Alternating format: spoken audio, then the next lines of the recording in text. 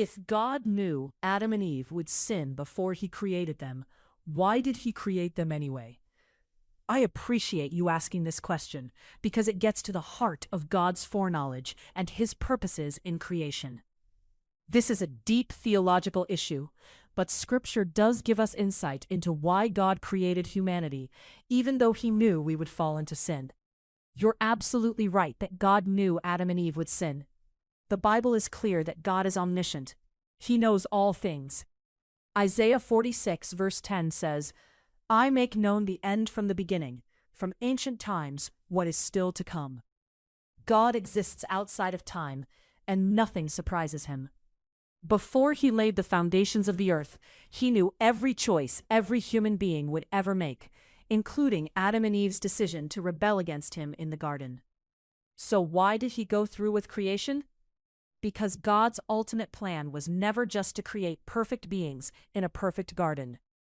His plan, from before the foundation of the world, was to demonstrate the full measure of his love, grace, mercy, and redemptive power through Jesus Christ. Ephesians 1, verses 4 and 5 tells us, "For he chose us in him, before the creation of the world, to be holy and blameless in his sight.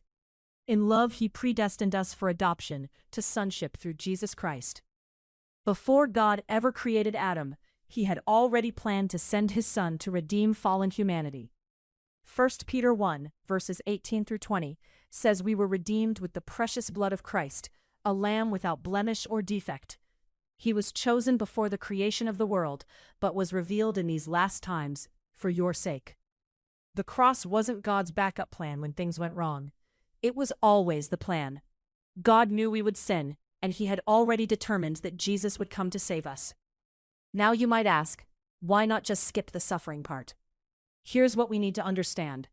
Certain attributes of God, his mercy, his grace, his patience, his sacrificial love, could only be fully displayed in the context of redemption. Romans 5 verse 8 says, "But God demonstrates his own love for us in this: while we were still sinners, Christ died for us." How could God demonstrate the depths of his love and grace if there were no sin to forgive, no rebels to reconcile, no lost to seek and save? Think about it this way. We understand love most profoundly when we see it expressed at great cost. Jesus said in John 15 verse 13, "Greater love has no one than this, to lay down one's life for one's friends." The cross reveals a dimension of God's character that could not be revealed any other way. Through redemption, we see that God is not only holy and just, but also merciful and gracious beyond measure. God also wanted genuine relationship with us, not forced obedience. He could have created robots programmed to love him. Love requires choice. For us to truly love God, we must have the freedom to choose him or reject him. Yes, God knew some would reject him and suffer the consequences, but he also knew that many would choose him and experience the joy of genuine relationship with their Creator. Here's something else Scripture reveals. The glory that awaits those who are redeemed far outweighs the suffering of this present age.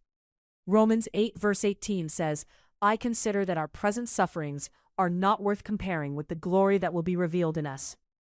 God's plan includes not just redemption from sin, but elevation to an eternal state of glory that we could never have experienced without the journey through fall and redemption. Let me also address this.